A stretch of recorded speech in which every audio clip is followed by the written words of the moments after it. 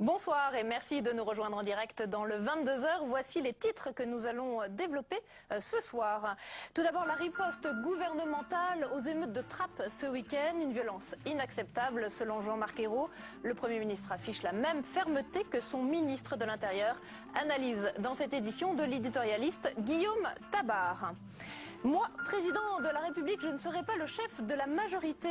Une promesse de campagne de François Hollande qui tombe ce soir puisque le président de la République dîne en ce moment même avec les chefs des partis de sa majorité gouvernementale. Objectif est bien ressouder les rangs en vue de la rentrée parlementaire et des prochaines élections. Najat Vallaud-Belkacem, la porte-parole du gouvernement, est notre invitée du 22h ce soir. Et puis nous parlerons de la situation au Proche-Orient et notamment en Égypte où il y a eu encore aujourd'hui 4 morts dans des affrontements entre pro et anti-Morsi. Nous en parlerons avec Alfred de Montesquieu. Il est grand reporter, prix Albert Londres. Il nous présente ce soir son dernier livre. Mais nous commençons tout de suite ce 22h par cette information tant attendue, la naissance du Royal Baby. Kate a enfin accouché et c'est un garçon. Kate a accouché cet après-midi à Londres à 16h24 très précisément. On sait juste que ce petit garçon, eh bien, il pèse 3,8 kg. Voilà comme on a pu le lire sur le faire-part qui a été installé devant Buckingham Palace tout à l'heure. On ne connaît pas encore le prénom de ce futur garçon royal. On sait juste que les Anglais pourraient attendre plusieurs jours avant de connaître le prénom de ce petit garçon. On se rappelle que, par exemple, à la naissance de William, eh bien, il avait fallu attendre une semaine pour connaître son prénom.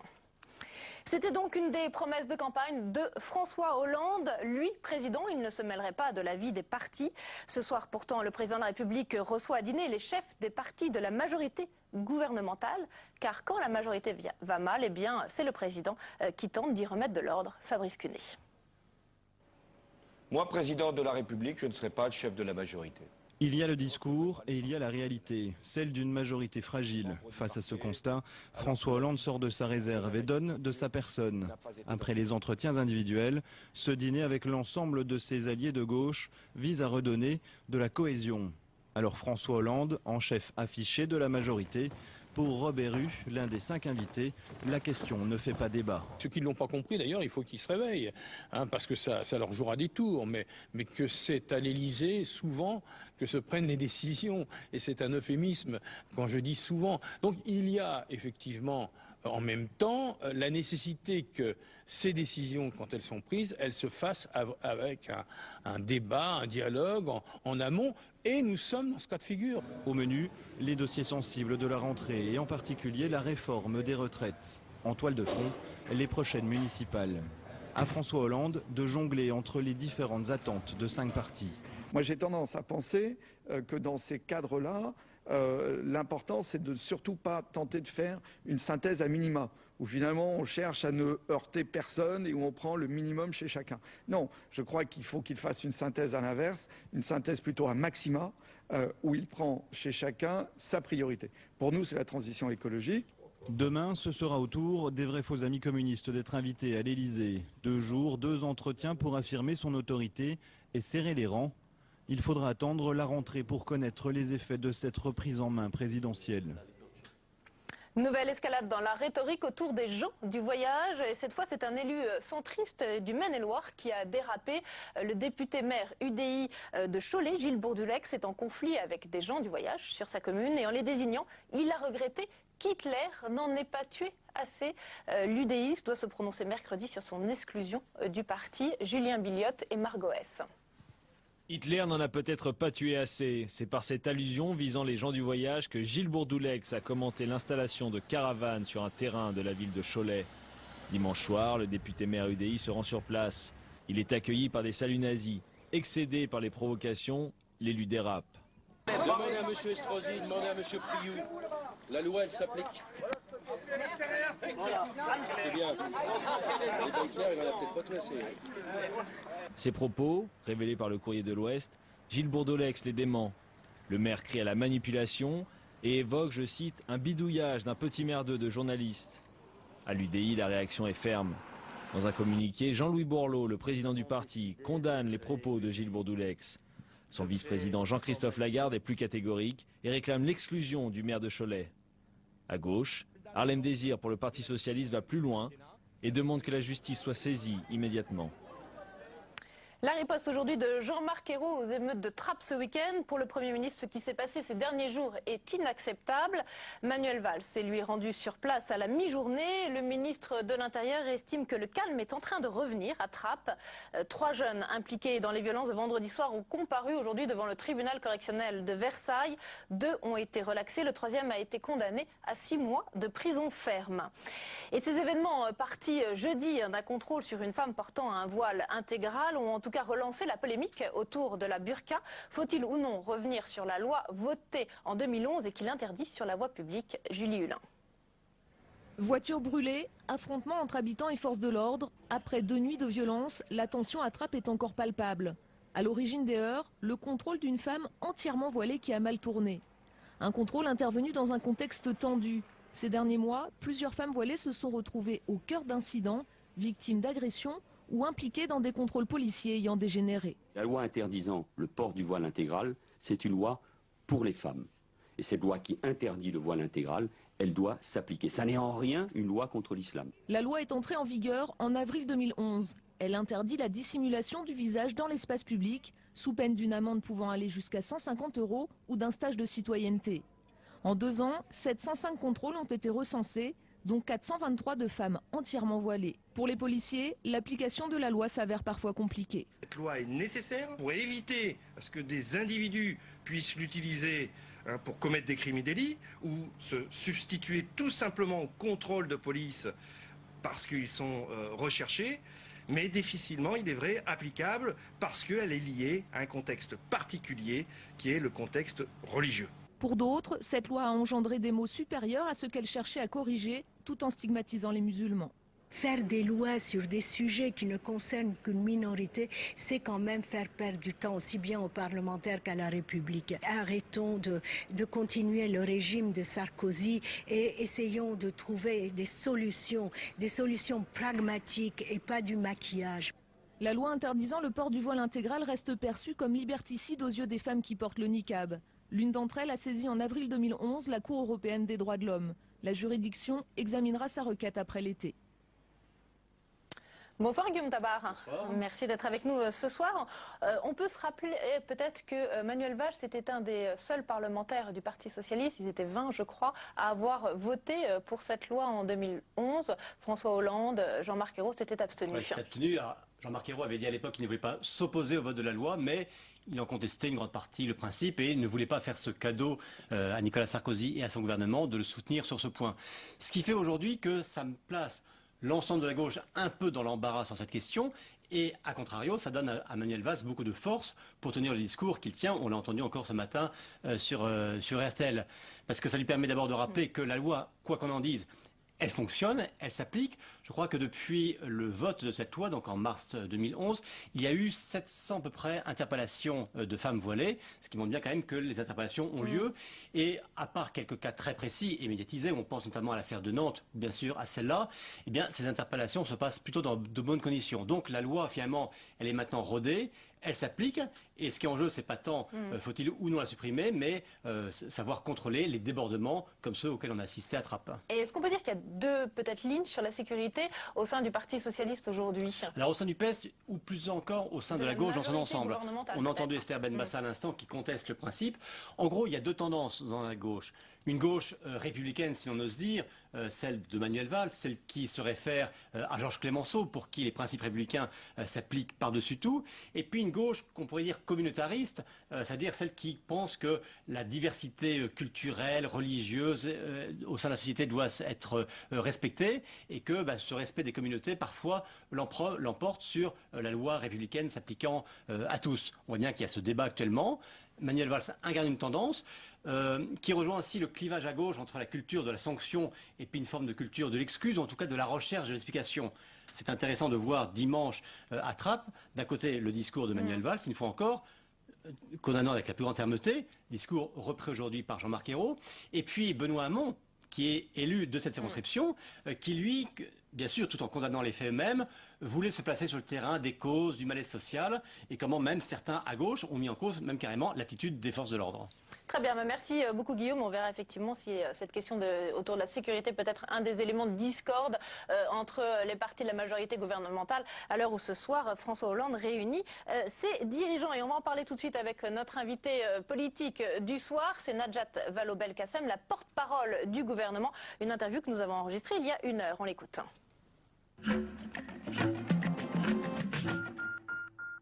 Najat Vallaud-Belkacem, bonsoir. Merci d'être avec nous ce soir. François Hollande reçoit à l'Élysée les leaders de la majorité pour un dîner. Il avait pourtant répété pendant la campagne qu'il n'était pas le chef de la majorité. Alors pourquoi aujourd'hui sortir de ce rôle présidentiel tel qu'il l'avait lui-même défini ? Vous savez qu'un chef de l'État s'entretienne avec les chefs des partis qui le soutiennent, ça me paraît bien naturel. Ça n'est pas comme si ça arrivait toutes les semaines. Certes, il les reçoit à l'Élysée pour pouvoir discuter de la suite des événements. On a un certain nombre de projets à porter ensemble dans les mois, l'année qui vient. Donc l'idée, c'est tout simplement de faire un point d'étape sur ce qui a déjà été adopté et ce qui reste à adopter. Est-ce que c'est aussi l'urgence d'une majorité fragilisée qui impose au président de la République de monter en première ligne ? C'est simplement une majorité plurielle qui nécessite... Plurielle ? Oui, qui est plurielle, nous le reconnaissons. C'est vrai que le gouvernement lui-même est composé de différentes mouvances, de différents partis politiques. Et donc, c'est toujours extrêmement intéressant de s'entretenir avec ses partenaires et de voir ensemble venir la suite des événements. Et c'est bon que ce soit le président de la République lui-même qui remette un peu en ordre de marche cette majorité ? Le Premier ministre lui-même a eu l'occasion la semaine dernière de s'adresser à nos partenaires. Il l'a fait. Mais François Hollande le fait de plus en plus régulièrement. Oui, mais tout cela me paraît plutôt de bonne loi. Ça veut dire qu'il y a une certaine harmonie entre le président de la République et le Premier ministre qui s'adressent de la même façon, en effet, à ces partis qui nous soutiennent. L'objectif, c'est aussi de ressouder la majorité à l'approche des élections municipales ? Je vous confirme que nous avons en effet tous à gagner, à être unis dans les grandes échéances qui nous attendent. Il y a pas mal de sujets de désaccord entre les différents partis de la majorité. Il y en a un autre qui est apparu ce week-end à l'occasion des violences urbaines à Trappes, c'est la sécurité. On a vu que le gouvernement affichait sa fermeté, mais les Verts s'opposent à la ligne du ministre de l'Intérieur. D'autres parlementaires de gauche réclament, eux, l'abrogation de la loi sur la burqa. Bref, c'est un boulevard pour la droite qui vous accuse aujourd'hui de laxisme. Jean-François Copé a parlé aussi de déni de réalité. Qu'est-ce que vous lui répondez ? Qui me paraît particulièrement indécent de tenir de tels propos quand on a laissé la France dans l'état dans lequel l'a laissé la droite, c'est-à-dire dans la division, dans la stigmatisation, dans finalement un climat de méfiance des uns à l'égard des autres. Et nous sommes là en train de réparer tous ces dégâts qui ont été commis. Eh bien, la droite, je pense, pourrait venir soutenir ce qui est fait actuellement par le gouvernement plutôt que d'exploiter des violences qui ne sont jamais acceptables. Les violences urbaines ne peuvent pas être acceptables, a fortiori lorsqu'elles sont à l'encontre des forces de police. Vous n'avez pas plutôt l'impression que ce sont les jeunes de Trappes qui regardent les politiques des deux bords s'invectiver et qui ne voient pas leur situation s'améliorer et progresser ? Vous savez que la situation soit particulièrement difficile dans certains quartiers, dans certaines zones urbaines sensibles, je suis la première à le dire. C'est là que le taux de pauvreté est le plus élevé, que le taux de chômage des jeunes est le plus élevé. Et c'est précisément pour cela que le gouvernement, depuis plus d'1 an maintenant, a adopté des mesures pour donner plus à ceux qui ont le moins. Regardez par exemple les emplois d'avenir, regardez les emplois francs, regardez ce que nous faisons sur le logement. C'est à ceux qui en ont le plus besoin que nous nous adressons avant tout. Cela étant, sur les questions de sécurité, sur les questions de vivre ensemble, je pense qu'il faut mettre de la fermeté dans nos valeurs et dans ce que nous défendons. Lorsque vous avez... Donc la ligne de Manuel Valls, c'est la bonne. Bien sûr, lorsque vous avez des rébellions, encore une fois, à l'encontre des forces de police, ça n'est pas acceptable. La loi est faite pour être appliquée par tous. Et donc le port de la burqa, selon vous, c'est une provocation qui doit être sanctionnée ? Le port de la burqa, du voile intégral dans l'espace public est interdit par la loi. Chacun doit respecter la loi. C'est une bonne loi ou est-ce qu'il faut revenir sur cette loi de 2011 ? Moi, j'estime que le port de la burqa ou du voile intégral pose la question du droit des femmes. Donc j'estime que c'est une bonne chose, que l'on n'accepte pas que de tels stigmates soient présents dans l'espace public. Pourquoi un stigmate et en quoi est-ce que ça concerne le droit des femmes ? Parce que dans le port de la burqa, il y a nécessairement cette idée de domination de la femme. Il y a cette idée qu'un homme et une femme n'ont pas exactement les mêmes valeurs, la même valeur, les mêmes pouvoirs ou les mêmes droits. Et je ne l'accepte pas, donc j'estime que, vous savez, la laïcité, elle est faite pour protéger tout le monde. C'est pas une laïcité offensive contre les religions, c'est une laïcité au contraire de protection. Et donc la laïcité nous incombe de conserver les pratiques religieuses dans l'espace privé et pas dans l'espace public. Si tant est que le port du voile d'ailleurs soit une pratique religieuse, ce qui est une question à part entière, car je rappelle que ça n'est pas dans les textes religieux, ça n'est pas dans les textes musulmans, que c'est une pratique coutumière plus qu'autre chose. Est-ce que vous regrettez dans ce contexte de trappe qu'il n'y ait pas eu de disposition pour réglementer les contrôles aux faciès ? Mais de fait, il y en a, puisque nous avons révisé le code de déontologie de la police, qui datait de la fin des années 80 et qui n'avait pas été revu depuis. Eh bien, nous l'avons révisé pour faire en sorte de mieux encadrer, par exemple, les palpations de sécurité qui sont faites par les agents de police, mieux encadrer les contrôles d'identité. Donc, il y a une volonté claire du ministre de l'Intérieur et du gouvernement de lutter contre les abus. Et en même temps, il faut recréer de la confiance entre les citoyens et la police, et faire comprendre aux citoyens que la police est là pour les protéger, pour les défendre. Et ça passe par le respect rigoureux des règles lorsqu'elles doivent s'appliquer. Najat Vallaud-Belkacem, vous serez en première ligne à la rentrée parlementaire pour défendre votre projet de loi sur l'égalité femmes-hommes. On va tout de suite voir avec ce petit sujet de Sophie Normand ce qu'il y a exactement dans ce projet de loi et on en parle après. Elles ont été majoritairement votées à l'unanimité. 35 recommandations pour enrichir le projet de loi sur l'égalité femmes-hommes. Nous avons émis une recommandation sur la nécessité de ne pas sous-qualifier le viol. Nous avons appelé à garantir à la femme qui est victime de violence, si elle en fait la demande, le besoin, enfin la garde du bail et du logement, même si elle a dû dans un premier temps faire l'objet d'une mesure d'hébergement d'urgence parce qu'il y avait danger sérieux et immédiat. Pour la première fois, un texte pose la question de la réduction des inégalités femmes-hommes par une approche transversale. Un thème qui, sans surprise, fait consensus. Il y a eu consensus, toutes tendances confondues, par rapport à un texte qui va nous permettre de faire quelques pas, mais de grands pas en avant, en matière d'égalité entre les femmes et les hommes. Ce texte est pourtant loin de la loi cadre espérée. Ce texte n'est pas un grand texte de bouleversement. Ce texte n'est pas le grand texte qu'on attendait. C'est un texte où il y a un certain nombre de choses qui un peu fourre-tout. Il y a certain nombre de thèmes qui ne sont pas du tout traités par le texte. Parmi ces points peu abordés figure notamment la différence de salaire entre hommes et femmes au sein de l'entreprise. Le projet de loi sera examiné en séance début septembre. Voilà, donc votre projet de loi qui arrivera à la rentrée, notamment un projet de loi qui va servir à lutter contre le plafond de verre qui existe, les écarts de rémunération entre les hommes et les femmes qui sont grosso modo de 25% au corps aujourd'hui. Est-ce que vous envisagez de prendre des mesures coercitives dans ce domaine ?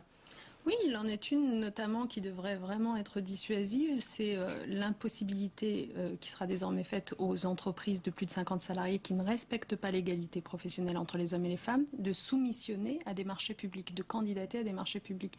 C'est une mesure importante, on sait combien les marchés publics sont évidemment essentiels pour les entreprises, donc nous faisons tout pour les engager dans une dynamique vertueuse. Par exemple, pour sanctionner les entreprises les sanctions existent de ne fait. réduisent pas cet écart de salaire. Les sanctions, elles existent déjà. Elles étaient prévues par une loi de 2010. Je ne vous apprends rien si je vous dis qu'en matière d'égalité professionnelle, des lois, on en a eu plusieurs dans le passé. Simplement, elles n'étaient pas appliquées. Et donc, comme elles n'étaient pas appliquées, donc c'est pour ça que je parle de mesures coercitives et de comme elles sanctions n'étaient réelles. pas appliquées, lorsque je suis arrivée au ministère des Droits des Femmes, j'ai tenu à changer totalement les procédures et à mettre en place des procédures de contrôle sur les entreprises qui sont désormais totalement effectives et des sanctions sont déjà tombées. C'est la première fois en France, c'était au mois d'avril dernier, 2 entreprises ont été sanctionnées. Aujourd'hui, vous avez 300 entreprises qui sont mises en demeure et qui, si elles ne se conforment pas à leurs obligations, seront à leur tour sanctionnées. Ce sont des pénalités financières importantes. Donc, je le redis aux entreprises qui pourraient nous écouter dans ce cas-là, c'est toujours beaucoup plus intéressant, même financièrement parlant, au-delà des principes et des valeurs, de se mettre en conformité en amont plutôt que d'attendre d'être pénalisé financièrement.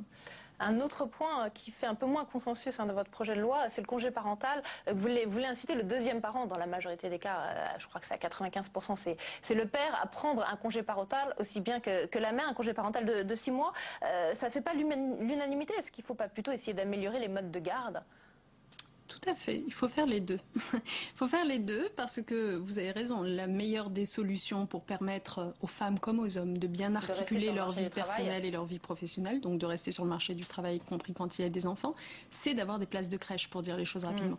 C'est pour cela que notre gouvernement a adopté le principe de 275 000 nouvelles solutions d'accueil qui vont être mises en place pendant les 4 ans à venir. C'est énorme par rapport à la situation financière du pays et tout ce qu'on sait.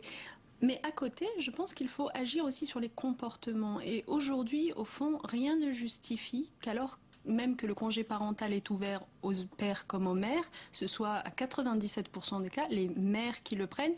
Et on le sait pourquoi, parce que souvent le père a peut-être le revenu le plus élevé dans la famille. Oui, même si entre nous, cette information mérite d'être un petit peu atténuée, puisque les études nous montrent qu'au sein d'un même couple, comme c'est généralement des couples de même catégorie socio-professionnelle, au sein d'un même couple, les différences de salaire sont beaucoup moins élevées, elles sont de l'ordre de 4% et plus de 27%. C'est à l'échelle d'un pays que c'est 27%. Mais enfin, admettons que ce soit parce que la mère a un salaire moins élevé. Qu'est-ce qui fait que la mère a un salaire moins élevé? Précisément parce qu'elle s'est interrompue dans son activité professionnelle, parce que pendant 3 ans, elle s'est absentée du marché du travail, donc elle est passée à côté de promotion, à côté de l'accès aux responsabilités, et donc à côté d'augmentation de salaire. Nous voulons reprendre tout ça à la racine, d'où l'intérêt de mieux partager entre les hommes et les femmes avec cette incitation faite. Merci beaucoup d'être venu sur notre plateau ce soir. Un texte dont on reparlera évidemment sur notre antenne à la rentrée quand il va arriver en discussion au Sénat. Dans quelques instants, c'est Alfred de Montesquiou, grand reporter de guerre, prix Albert Londres l'année dernière, qui sera notre invité pour parler de son dernier livre. Mais tout de suite, tout ce qui a pu encore vous échapper dans l'actualité aujourd'hui, c'est le tour de l'info. Il est réalisé ce soir par Mounir Soussi.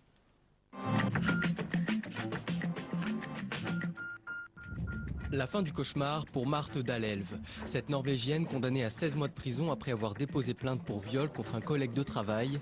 La justice des Émirats Arabes Unis l'avait sanctionnée pour comportement indécent et relations sexuelles hors mariage. Après une forte mobilisation diplomatique de la Norvège, la jeune femme a été graciée et va pouvoir regagner son pays dans les prochains jours. Le pape François est arrivé ce soir sur son continent d'origine. À Rio, le souverain pontife argentin va ouvrir les Journées mondiales de la jeunesse dans un contexte troublé au Brésil après la vague de manifestations contre le gouvernement. Cette visite du pape représente un grand défi pour l'Église catholique qui recule dans le pays face au culte évangéliste. Plus d'1,5 million de jeunes du monde entier sont attendus cette semaine à Rio. Avec des températures qui dépassent les 35 degrés, la SNCF a déclenché son plan canicule.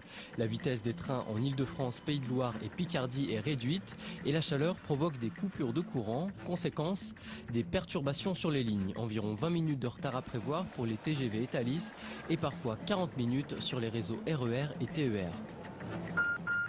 L'Union européenne place la branche armée du Hezbollah sur la liste des organisations terroristes, mais le dialogue reste ouvert avec l'organisation politique du mouvement chiite, très influent au Liban. Les ministres des Affaires étrangères durcissent le ton après la révélation de preuves de l'implication du Hezbollah dans un attentat perpétré l'an dernier en Europe.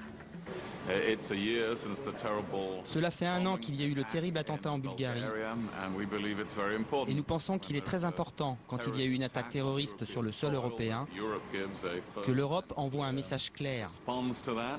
L'explosion d'une bombe près d'un autocar de touristes israéliens avait coûté la vie à 6 personnes.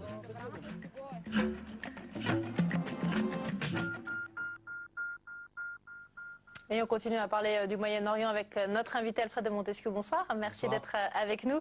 Grand reporter de guerre, prix Albert Londres 2012 pour votre couverture de la guerre civile en Libye. Vous avez publié au printemps Oumma, un grand reporter au Moyen-Orient. C'est aux éditions du Seuil. Oumma, ça signifie ? Alors, Oumma, ça signifie la communauté des croyants. Donc c'est en fait l'ensemble du monde musulman. Moi, dans mon livre, je ne parle pas de tous les pays musulmans, par exemple. Je ne parle pas de l'Albanie, je ne parle pas de l'Indonésie, enfin un tout petit, un qui est très grand.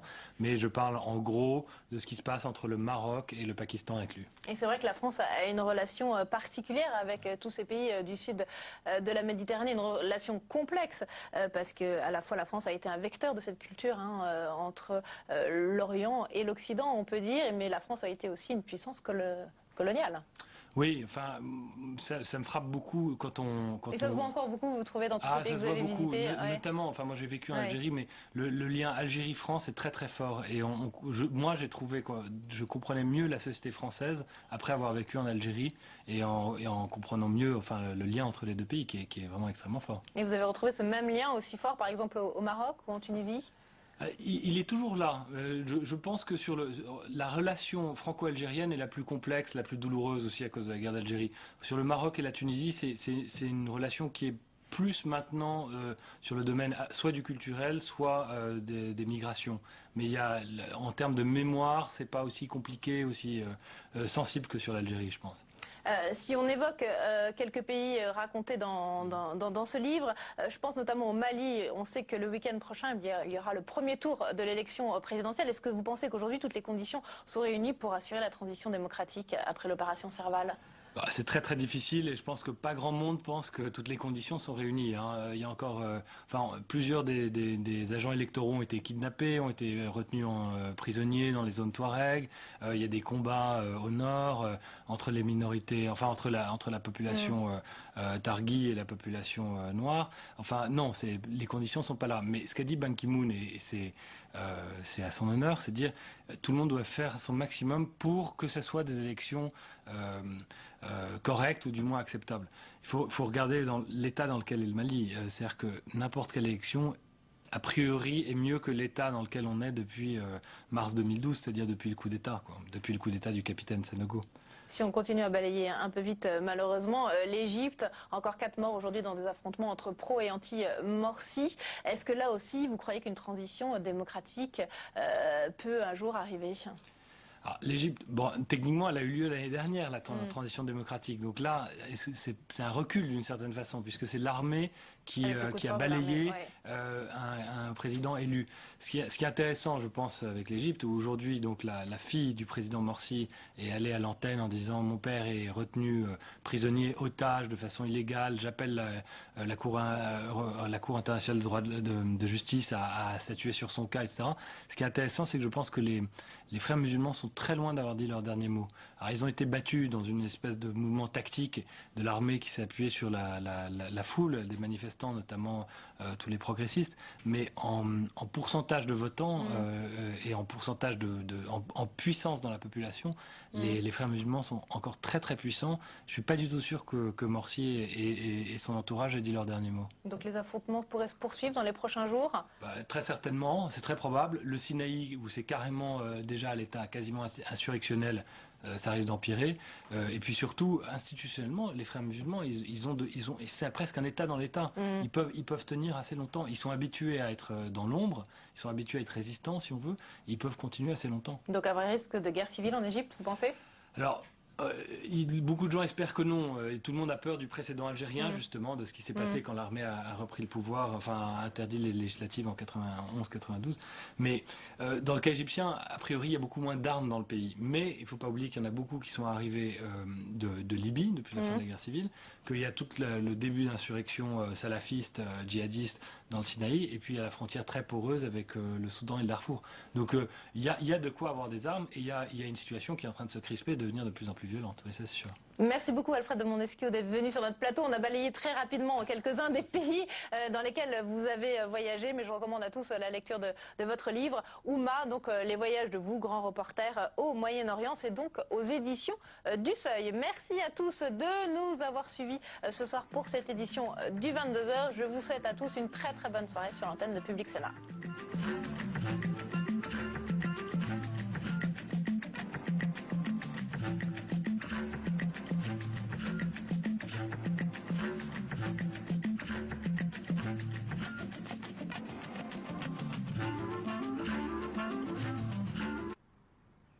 Avez-vous été agent secret?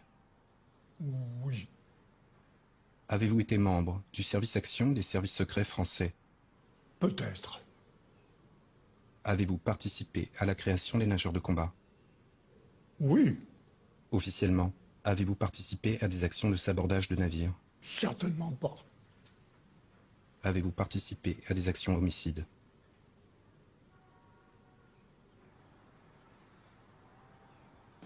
Cet homme s'appelle Robert Maloubier alias Bob.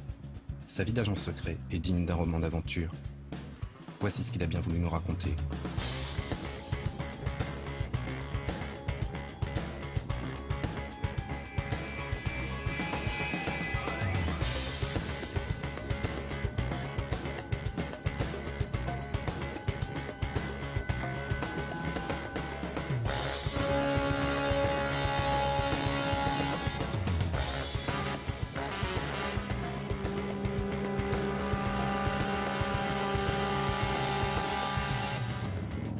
« 20 décembre 1943, région de Rouen. La France est occupée par les troupes nazies. Bob Maloubier a pour mission d'aller réceptionner un parachutage de matériel britannique à quelques kilomètres de là, à Elbeuf. Soudain, il est arrêté par une patrouille de gendarmes allemands. Le jeune Maloubier doit les suivre à la commandantour.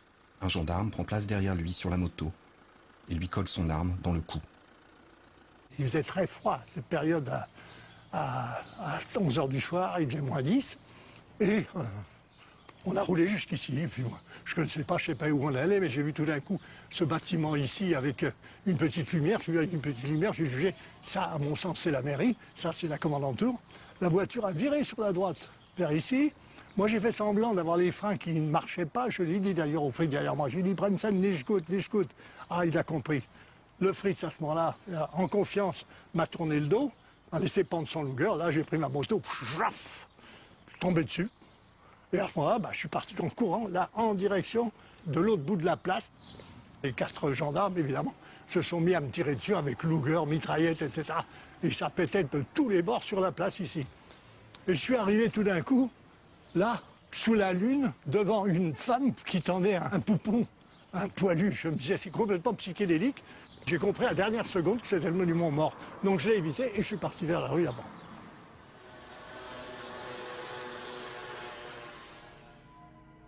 En passant le monument aux morts, là, j'avais reçu une balle dans le dos. J'avais du sang qui me venait au poumon. De toute façon, à la bouche, je crachais. Je savais que j'avais été touché assez méchamment. Donc j'ai couru quand même comme un dératé. Bob s'enfonce dans l'obscurité. Alors qu'il se croit dans une impasse, ce qu'il prend pour un mur noir s'ouvre devant lui. C'est un pont. Dans son dos, les balles sifflent. Une fois le pont passé, les tirs cessent. J'ai marché jusqu'ici à peu près 1 kilomètre en crachant le sang, en me disant je suis tranquille. J'ai découvert ici qu'il y avait un petit canal de dérivation de, je ne sais pas, 5-6 mètres de large ou 7 mètres, je ne me souviens plus, qui n'avait pas l'air très profond. Ici, il y avait une barrière comme ça, il y avait des cabanes de pêcheurs. J'ai franchi le canal ici avec de l'eau jusque-là, il faisait moins 10, un peu froid, et ce champ devait exister. Mais il était couvert de givre, et sous la lune, c'était étincelant. Bob se souvient de sa formation d'agent. Dans ce type de situation, mieux vaut se dissimuler au beau milieu d'un champ, plutôt que dans des fourrés. Les gendarmes ont commencé à battre les buissons, effectivement, ils ne sont pas allés au milieu du champ. Et à ce moment-là, vers minuit, j'ai entendu un ronronnement d'avion, et c'était l'avion qui venait faire le parachutage à Elbeuf, qui passait au-dessus. Alors à ce moment-là, il y a des sirènes qui ont commencé à sonner partout, mes Allemands ont pris leurs chiens et sont repartis dans l'autre sens. Et je me suis retrouvé sur mon champ, voilà. Et je suis mort.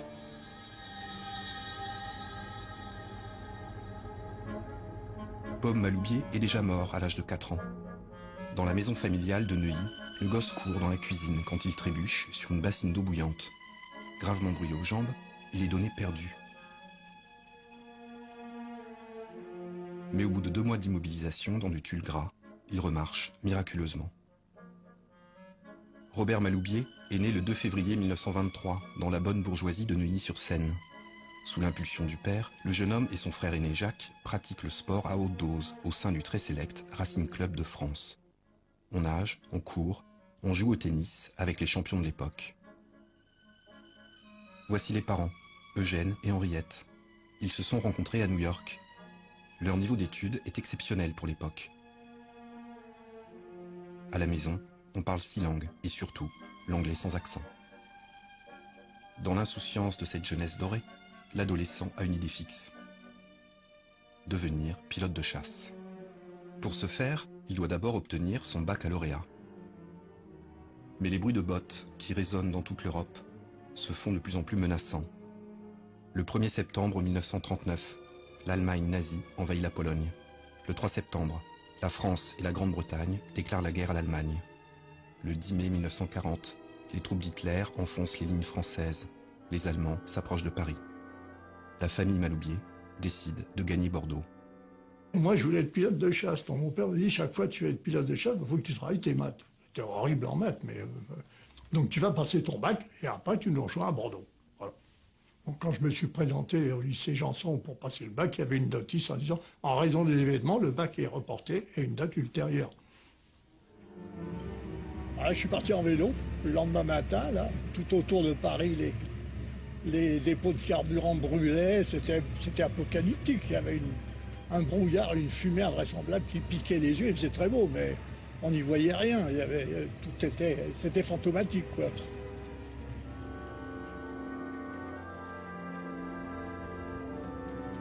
Alors là, ça a été le début de l'exode.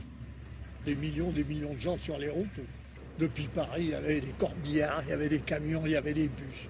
Il y avait des enfants qui conduisaient des voitures, puisqu'il n'y avait plus d'hommes, tout ça, c'était... Ils jouaient aux autotamponneuses, ils s'engueulaient, c'était les grands temps, les grincer les vitesses, mais ça avançait d'un pas de temps en temps, si tu veux. À ce moment-là, les Stukas ont commencé à bombarder. Ça descendait, les malheureux gens qui avaient mis des matelas sur le toit des voitures pour se protéger, tout ça partait en morceaux. Je suis arrivé à Bordeaux, mon père m'a dit, on a entendu le message de Pétain, en disant qu'il demandait l'armistice. Mon père, lui, a entendu le message du 18 juin. Il m'a dit, ensuite, il faut mieux que tu partes en Angleterre. Tu vas pas rester avec des nazis ici. Tu es jeune, tu voulais être pilote de chasse. Pardon, qu'en Angleterre. Le port de Bordeaux est fermé. Pour rejoindre Londres, une solution s'offre 300 km plus au sud, à Saint-Jean-de-Luz. Des navires embarquent encore les restes de l'armée en déroute. Mais une fois sur place, le jeune Maloubier est repoussé, car il n'est pas militaire. Dès le dernier cargo parti, le port de Saint-Jean-de-Luz est fermé à son tour. Tous les ports de l'Atlantique sont fermés. Bob Maloubier prend la direction de Marseille, toujours dans l'espoir de trouver une embarcation pour Londres.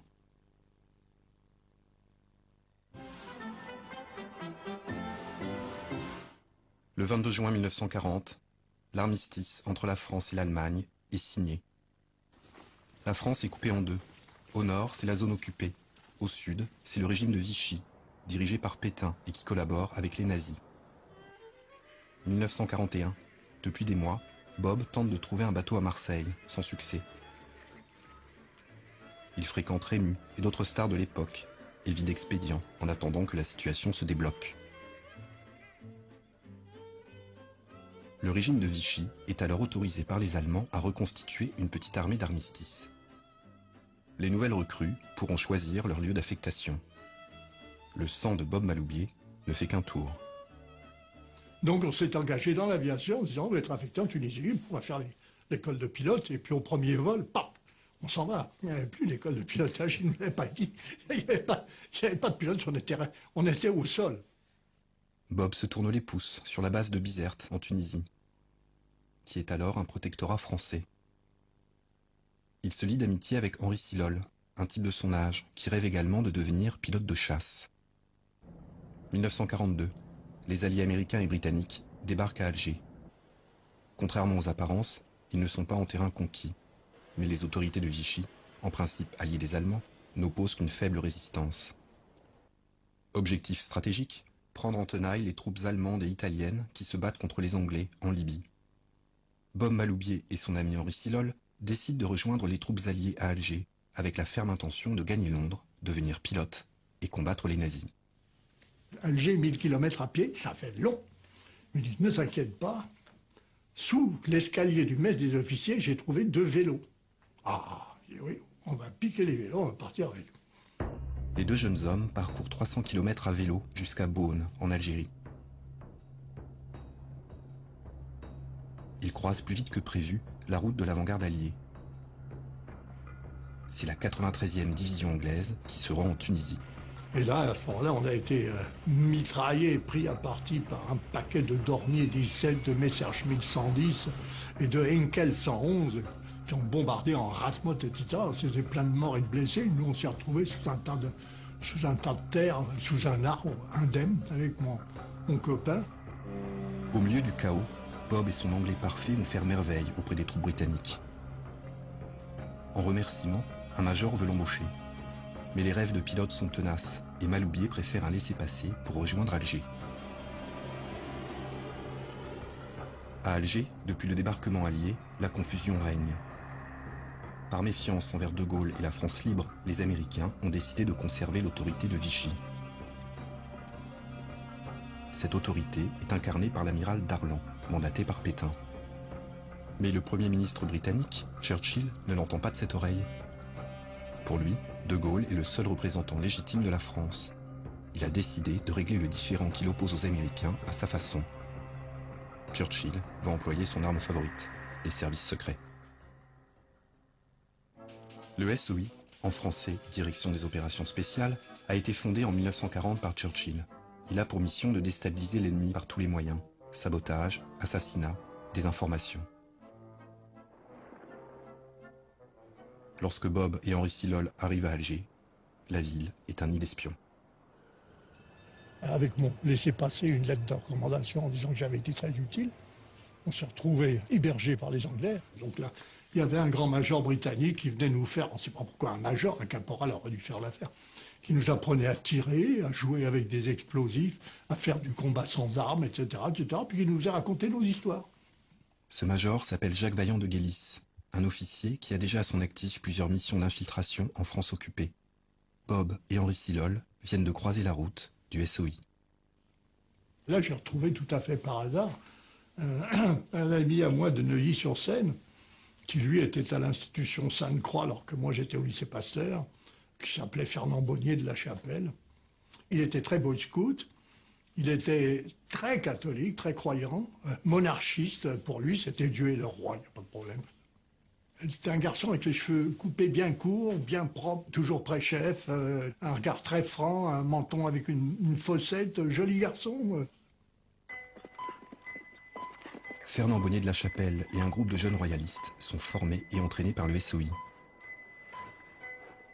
Ce que Bob ne sait pas, c'est que ce groupe de royalistes est au centre d'un complot.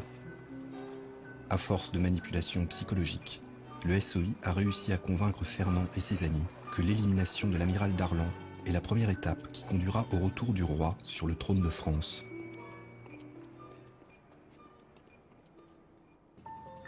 Nous sommes le 24 décembre 1942, dans la matinée. L'amiral Darlan est en déplacement à Alger. Pendant ce temps, le groupe de jeunes royalistes entraînés par le SOI décide de passer à l'action. Il tire à la courte paille et le sort désigne Fernand Bonnier de la Chapelle. Lorsque l'amiral Darlan arrive vers 15h au siège du Haut-Commissariat d'Afrique du Nord, il ne sait pas qu'un jeune homme a sollicité une audience dans la matinée. Il ne sait pas non plus que ce jeune homme est revenu et l'attend patiemment. Quand l'amiral se présente, Fernand Bonnier de la Chapelle vient à sa rencontre. Le jeune royaliste vient de tuer Darlan. Il est fait prisonnier sur le champ. À défaut de couronne, les royalistes porteront le chapeau. Donc le jour de Noël, Giraud, qui était à ce moment-là le second de Darlan, a été nommé commissaire, c'est-à-dire gouverneur de l'Afrique du Nord. Et il a réuni un tribunal dans la journée de Noël, et le jour de Noël, Bonnier a été fusillé le 26 à l'aube.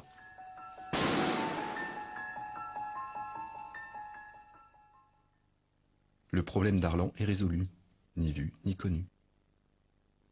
Dans cette mystérieuse histoire, le SOI de Churchill est-il seul en cause? Ce télégramme très secret livre peut-être une partie de la réponse. Il est daté du 15 décembre 1942, 9 jours avant l'assassinat. Il parle d'une combinaison susceptible d'écarter l'amiral. Pour le général de Gaulle, secret le plus absolu. Êtes-vous au courant? Réponse faite par général, oui. L'élimination de Darlan impose en Afrique du Nord le général de Gaulle, dont les Américains ne veulent pas. Pour l'heure, Bob Maloubier et son ami Henri Silhol ont d'autres chats à fouetter. Ils sont, comme tous les Français du SOI, assimilés au complot. Ils se retrouvent en cavale. Et le lendemain, on avait filé chez le major de Guélis, on pourrait leur dire, major, on est là, la police derrière nous, il faut faire quelque chose. Je m'occupe de tout. J'ai dit, vous nous envoyez en Angleterre, on va être pilote de chasse. Du pilote de chasse, c'est pas ce qui manque. Mais ce qui nous manque, c'est des agents secrets parlant le français. Alors c'est à prendre ou à laisser. J'ai dit, major, dans l'état actuel des choses, nous prenons. Bob Maloubier et Henri Silhol sont discrètement exfiltrés par le SOI. Bob part enfin pour Londres.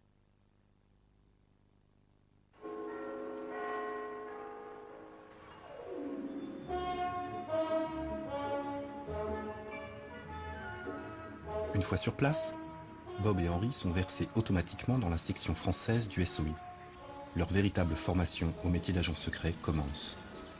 Au sein de la Beginning School, la sélection est impitoyable.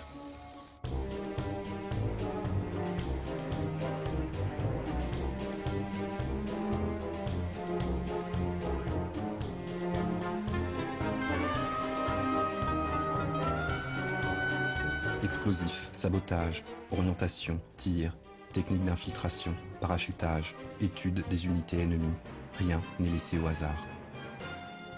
Et puis il y a l'essentiel qui ne s'apprend pas. Être agent du SOI, c'est avoir des nerfs d'acier, c'est aussi être capable de vivre dans la clandestinité avec la perspective d'être arrêté et torturé, de mourir seul, sans reconnaissance. On nous a dit, le week-end, vous allez en ville, vous allez au cinéma, vous faites ce que vous voulez, il n'y a qu'une seule chose, il y a un pub, c'est-à-dire un café qui s'appelle le Red Lion, le lion rouge. Red Lion en Angleterre, on en trouve des centaines. Hein. Disons, là, vous ne devez pas aller. Pourquoi? On n'en sait rien. Notre ami Silhol, un jour, rentre et dit, j'ai trouvé une mignonne, elle m'a donné rendez-vous au Red Lion Pub. Bah, tu es fou, c'est interdit à l'heure et l'heure. Bon, il dit, tu rigoles, il dit, le SOI d'autres chats fouettés que de mettre des mouchards déguisés en pompe à bière dans un bistrot, n'est pas question, quoi. Donc il fait comme tu veux, nous on est partis, on est allé au cinéma, on est rentré le soir, et quand on est rentré sur son lit, il y avait un petit mot qui était mis en disant, je ne sais pas pourquoi, je suis convoqué à Londres, à bientôt les amis. Voilà, mais on ne l'a jamais revu. Jamais. La disparition d'Henri Silhol reste un mystère. La jeune femme qui l'a attiré au Lion Rouge, lieu interdit, ressemble à s'y méprendre à un test de fin de formation générale. Place à la spécialisation. Bob Maloubier est envoyé à l'école de démolition de Hertford, à 1h30 au nord-est de Londres. Il devient saboteur du SOI. L'école de démolition de Hertford, c'était 4 semaines, hein, où on ne faisait que de l'explosif. L'explosif industriel. D'abord, le travail de l'explosif, toutes les points sensibles de toutes les machines, c'est-à-dire qu'il y avait un parc avec toutes les sortes de machines possibles et imaginables, et ensuite des visites pendant 4 semaines, pratiquement, presque tous les jours, d'une centrale électrique, d'un haut fourneau, d'une gare de triage.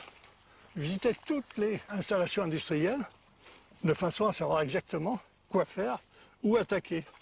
En plus, il y avait toute la théorie au tableau, hein, à apprendre par cœur. Bob Maloubier est désormais lieutenant de l'armée britannique, agent secret du SOI. Il intègre le réseau Salesman. Traduction française, vendeur ou représentant de commerce. Salesman est dirigé par le major Stanton. Stanton ne s'appelle pas Stanton, mais Philippe Hiver. C'est un juif français, ancien journaliste, agent du SOI depuis le début de la guerre. Rouen. C'est ici, en 1943, que le tout jeune agent du SOI effectue sa première mission de sabotage. Bob a 20 ans. La cible, la centrale électrique située de l'autre côté de la Seine. On a sauté dans la salle de contrôle qui est en même temps le poste de garde. On a ficelé les vigiles sur les fauteuils, on les a bâillonnés.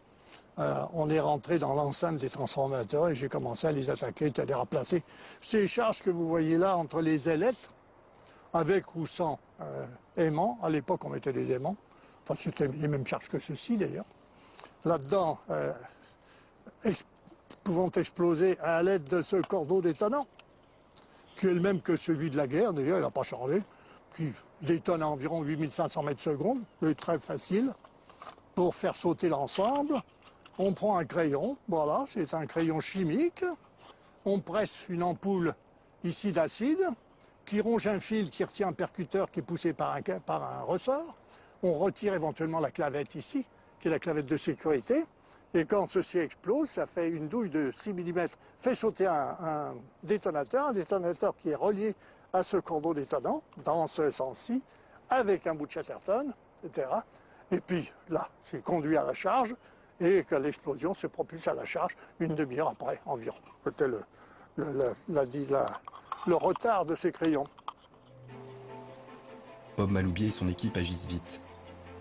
Ils placent les charges explosives aux 4 coins de la centrale. Une fois l'opération terminée, mes hommes sont partis chacun de leur côté. Moi, je suis parti en vélo le long de la Seine. Une demi-heure sont passées, rien ne se produisait. Je me dis, c'est inquiétant. Et puis j'ai pensé à une chose, c'est qu'étant donné le froid à ce moment-là agissait sur l'acide et prolongeait les retards. C'est-à-dire que ça a sauté environ 40 et quelques minutes, entre 40 et 45 minutes. Alors derrière moi, j'ai été soulagé quand j'étais sur le bord de la Seine en train de filer vers Rouen, pédaler vers Rouen. J'ai eu tout d'un coup un feu d'artifice extraordinaire en mon dos. Je me suis retourné, j'ai vu que la centrale brûlait. Donc ici, ces lignes à haute tension de 33 000 volts n'ont rien produit pendant assez longtemps. Pendant cet hiver 1943, Bob Maloubier enchaîne les missions au sein du réseau Selzman. Et c'est ainsi qu'il se retrouve en route pour réceptionner un parachutage à Elbeuf. Et c'est ainsi qu'il se retrouve agonisant dans un champ avec une balle dans le corps. Lorsqu'il reprend connaissance, il est 5 heures du matin. Son corps est couvert de glace. Bob Maloubier se relève et trouve la force de rejoindre la voie ferrée. Il marche en direction de Rouen.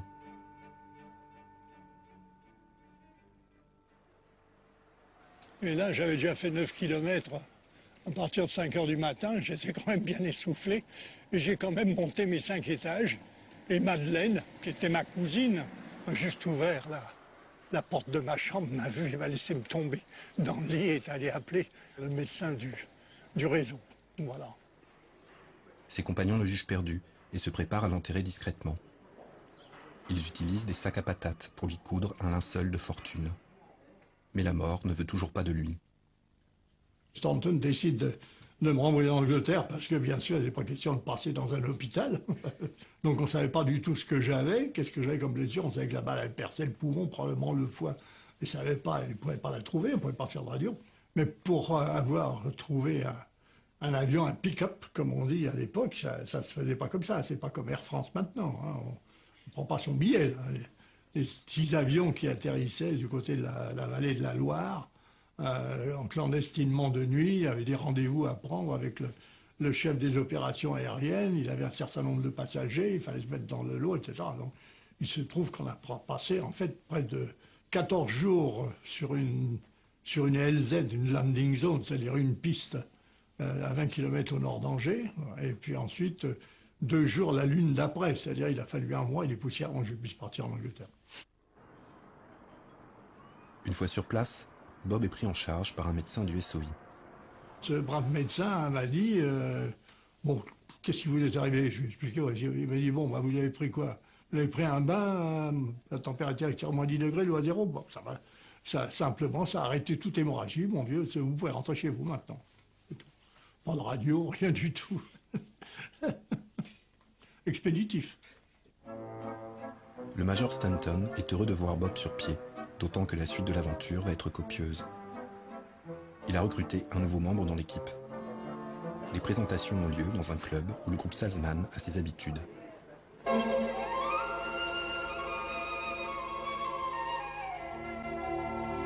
C'est le soir, donc j'ai rencontré une fille ravissante, petite, en robe noire très chic, avec une cigarette, qui m'a dit « Je suis Violette, je suis votre futur courrier ».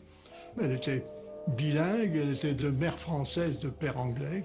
Son père était féru de gymnastique et d'acrobatie, donc il l'avait formée. Donc quand elle a fait le stage de commando qui demandait beaucoup d'équilibre, etc., elle a épaté tout le monde. Et en plus, quand elle était jeune, elle adorait tirer dans les foires, donc c'était un excellent pistolet. Voilà. Violette Szabó a 22 ans. Elle est la veuve d'un légionnaire français, tué en 1942, et la mère d'une petite fille de 2 ans. Le débarquement n'est un secret pour personne, même pas pour les Allemands. La seule question est quand?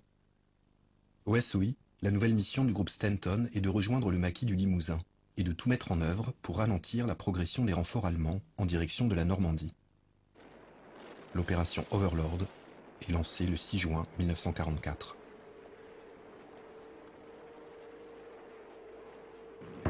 Dans la nuit du 7 au 8 juin 1944, Stanton, alias Hamlet, Bob Maloubier, alias Paco, et Violette Szabó, alias Louise, s'envolent pour le Limousin. Au petit matin, ils sautent en parachute à quelques kilomètres de Sussac. Sur place, c'est la surprise. Les maquisards du Limousin se déplacent à découvert, sans crainte apparente des Allemands. Les véhicules roulent tout feux allumés, au mépris des attaques aériennes. C'est que le maquis du Limousin est une zone nettoyée, dans laquelle les Allemands n'osent plus se montrer. Les troupes sont dirigées par Georges Guingouin, un instituteur communiste. Surnommé le préfet rouge, Guingouin est doté d'un sens tactique hors du commun. En juin 1944, le maquis regroupe près de 3000 hommes. Guingouin est un chef militaire au caractère très affirmé, et le groupe Stanton a du mal à travailler avec lui. Il cherche donc à prendre contact avec d'autres maquisards plus coopératifs en Corrèze. Violette a pour mission d'établir la liaison. Le maquisard Jacques Dufour se porte volontaire pour la conduire à son lieu de rendez-vous, à 50 km au sud. Stanton a dit à Jacques Dufour, mais vous êtes sûr, vous ne voulez pas faire une reconnaissance de cette nationale 20, vous voulez traverser quand même une nationale, quoi. La Paris-Toulouse, c'est une ville qui peut être... Oh, il dit non, moi j'habite à Salon-la-Tour, c'est un village qui est à cheval. Donc généralement, si jamais je me présente, on va venir me prévenir, s'il y a des Allemands par hasard. Mais il me dit, mais je l'ai fait 20 fois. Les craintes de Stanton sont justifiées. La nationale 20 n'est pas qu'une nationale, c'est également l'axe par lequel les Allemands remontent vers la Normandie. Le voyage ne doit pas excéder 1 heure. La voiture suit la route sinueuse en direction de la Corrèze. Jacques Dufour roule lentement. Violette a posé une mitraillette sur ses genoux. Elle explique à Jacques le fonctionnement d'un nouveau type de plastique qui est posé à ses pieds. À l'entrée de Salon-la-Tour, Jacques et Violette aperçoivent des casques allemands derrière les haies. En contrebas se trouve la nationale 20, gardée par des soldats armés de mitrailleuses. Il est trop tard pour reculer. Donc Jacques est descendu sur le côté gauche, Violette à droite, les Allemands commencent à tirer. Violette commence à tirer depuis ce fossé, Jacques depuis celui-ci. Et puis à un moment donné, Violette s'écrie en disant « Ah, j'en ai eu un !» Elle dit « T'occupe pas de ça, il faut qu'on file. » Donc le seul moyen de filer, c'est de filer à travers ce champ là, de blé qui monte.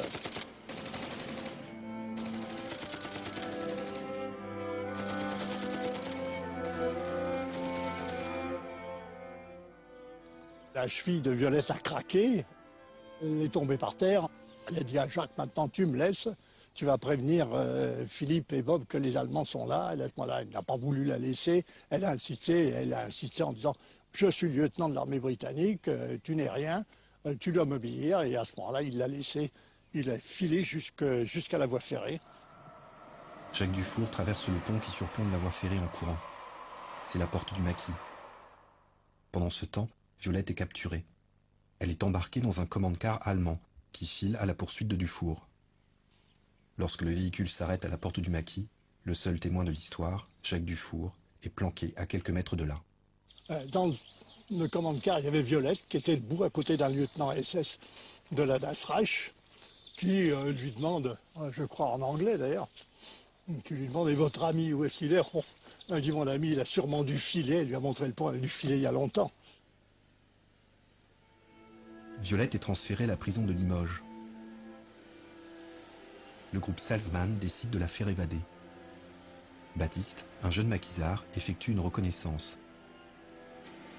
Baptiste a pris environ 1 semaine pour faire ses préparatifs et malheureusement, Violette a été emmenée à Villefoche à Paris. On est arrivé trop tard.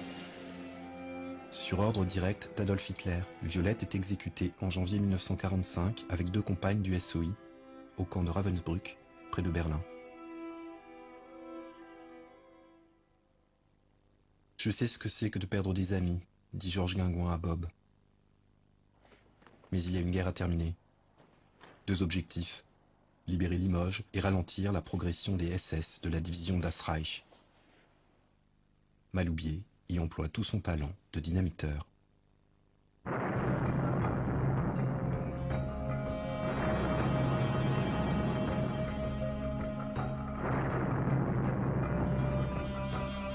J'en faisais sauter deux par nuit à peu près. Tu mets 4 charges entre les rails dans un sens, 4 charges dans l'autre sens, c'est ce qu'on appelle des charges en ciseaux. Et puis ensuite tu mets une charge d'explosif lent en dessous, tu fais sauter le tout, à ce moment-là, tous les rails sont cisaillés, tout le pont est cisaillé, il part en étoile vers le ciel, c'est très joli d'ailleurs. Et des ponts, il en fera sauter beaucoup. Jusqu'à 8 en 24 heures. Le record tient toujours. En août 1944, Limoges est libéré par les maquisards de Guingouin. Voici le préfet rouge, qui défile à la tête de ses troupes. Et voici Bob